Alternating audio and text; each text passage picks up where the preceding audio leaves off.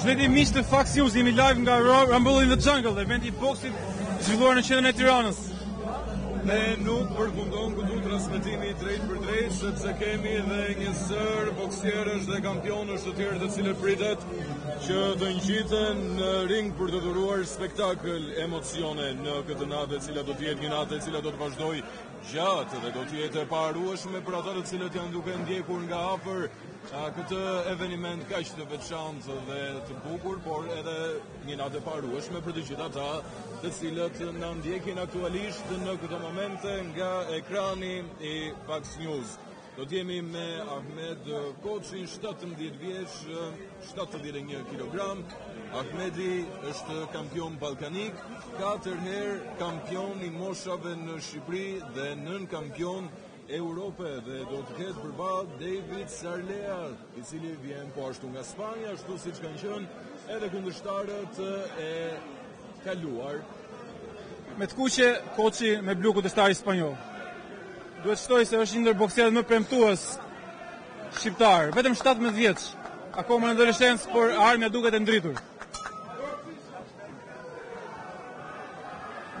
Dallohet qëndrimi i Koçit, qëndrim mëngjerashi, me dorën e djathtë që udhëheq dorën e majt në pritje.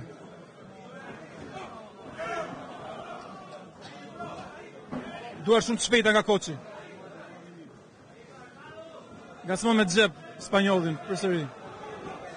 Goditje me huk.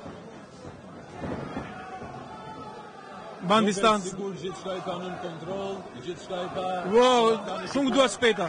Ishin 3 goditje në pak sekonda, nuk e dia e vutre 3 goditje shumë shpejta në pak sekonda. Edhe forcë.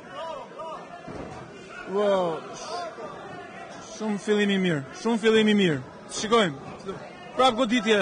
Nuk kishte si të mos ishte një fillim i mirë, pasi jemi me Koçin, kampion ballkanik, 4 herë kampion i moshave në Shqipëri dhe në kampion Europe, dhe kam përshtypjen do të tregoj edhe një herë që është kampion Shumë nivel i lartë.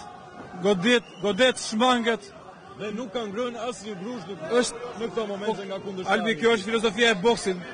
Gjuaj dhe mos u gjuaj, godit, por mos u godit. Edhe Koçi pa bën këtë më së miri.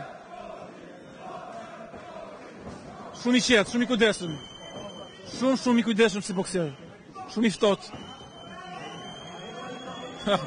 Është paraqitje shumë e mirë këto minuta të para. Shumë paraqitje brëslënse. Duket sikur spanjolli jonë e ka humbur komplet. E ka humbur dhe mendoj që frika ka filluar të tregojë efektet e saj. E shoh frikën në sytë e tij, të cilat i rrotullohen sa andej këtej, duke mos e përqendruar tek grushtat e hekurt të Koçit. Shumë bokser i qetë, shumë interesant si bokser. Vazhdon Koçi, dominon kundërshtarin. Goditje të një pas njëshme. Kombinime nga Koçi. Shumë ndeshje e bukur nga bokseri shqiptar. Vetëm 17 vjeç Ahmed Koçi me të kuqe. Kundërshtarit i spanjoll David Sarlea me blu. Ja mundohet Sarlea tregoj disa nga aftësitë e tij. Deri tani ky rand ka folur vetëm për Koçin.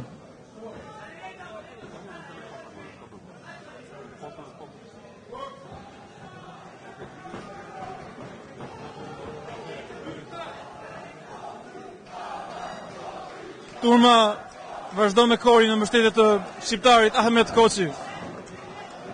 Dhe vazhdojnë duar trokitjet për Ahmed Koçin, 17 vjeç.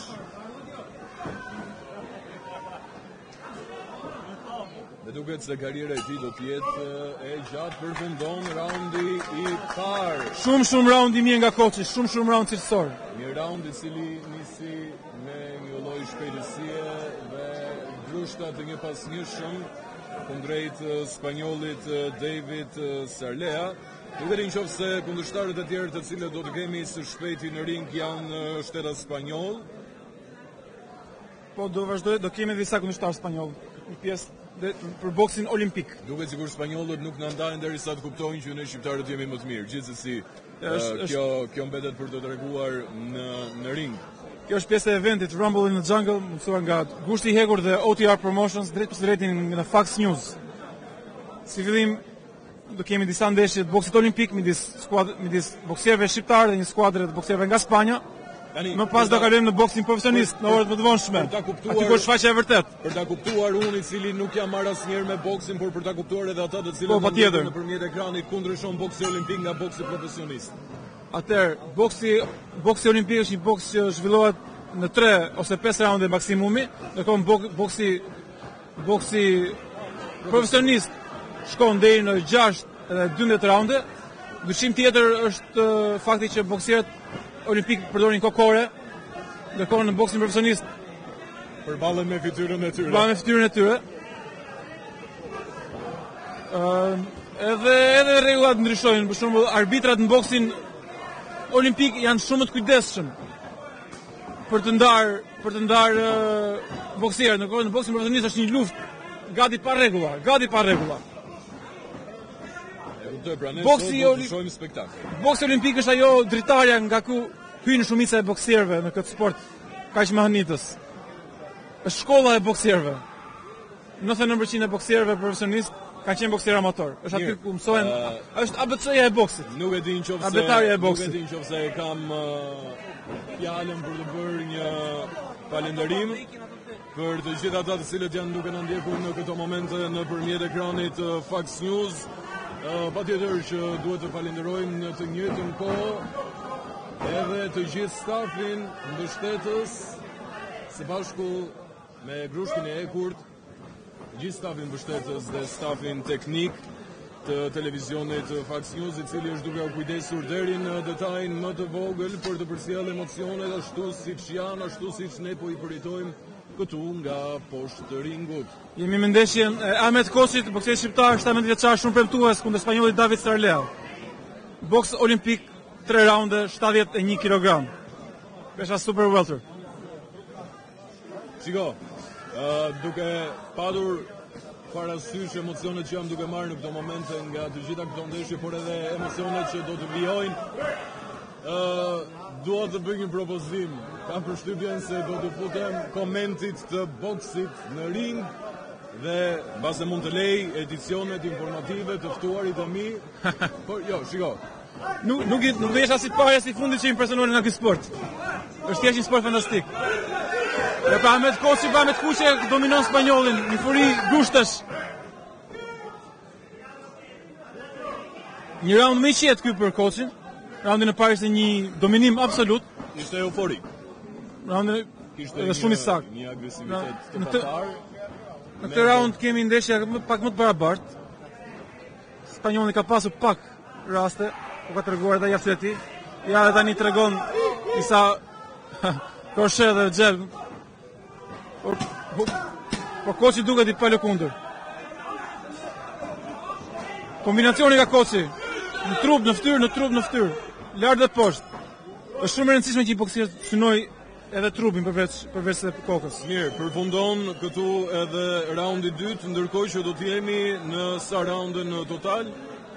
Kemi dhe raundin e fundit, raundin e 3, mbas të raunde. Dhe më pas presim verdiktin e gjyqtarëve ose mund të kemi një KO.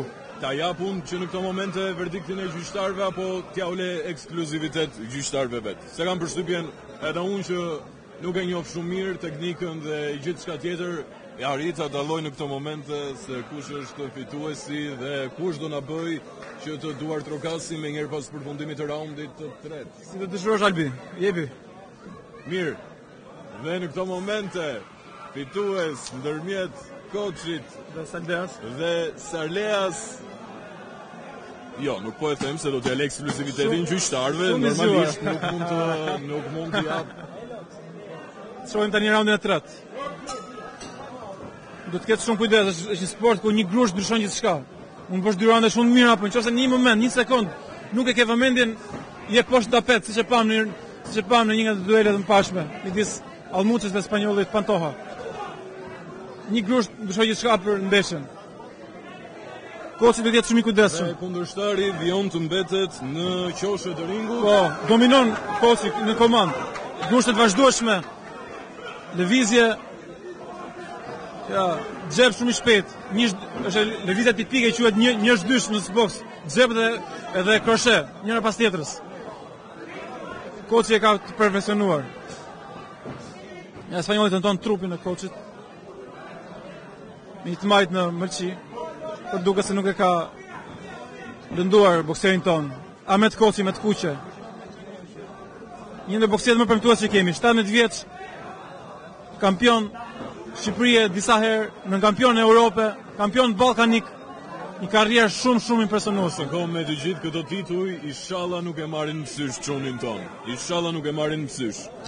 Thjesht po themi që fillimin e ka nisur në bar. Është gjysma e punës tot populli jon për fillimin, kështu që rruga është shumë e gjatë, po kam përshtypjen Koçi do të ketë një karrierë të ja pra Koçi sërish me një kroshe në kundër përgjigje.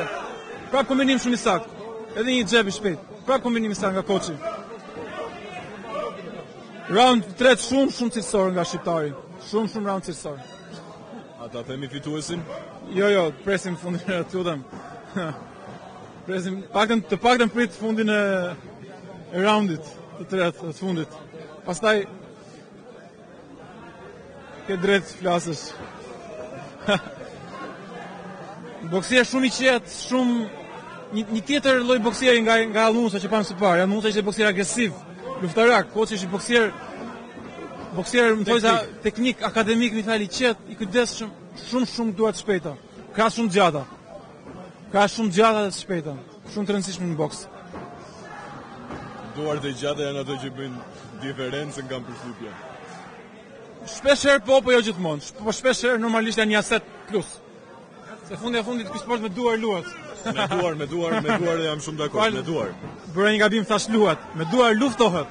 Boksi nuk luhet miq, nuk është futboll, nuk është basketbol. Është një boks që s'mund ta luash, vetëm e lufton. Në boks vetëm luftohet. Në sportet më të lashta që ka aplikuar njerëzimi. Normalisht rregullat janë lehtësuar me kalimin e viteve. Sporti është bërë më i butë. Edhe më i sigurt, se ç'është më e rëndësishme. Dhe kam përshtypjen që janë momentet e fundit. Po, 10 sekondat e fundit. E mbyll Koçi me një dominim grushtesh, një seri të njëpasnjëshme nga spanjolli Sarlea. Dhe kam përshtypjen që duket qartësi se kush do të jetë ai i cili do të triumfojë në këtë ndeshje. Vetëm 17 vjeç Koçi. Vlen për të përmendur që trajneri i tij, Tur Koçi, është gjithashtu babai i këtij boksieri. Babai? Po, është babai.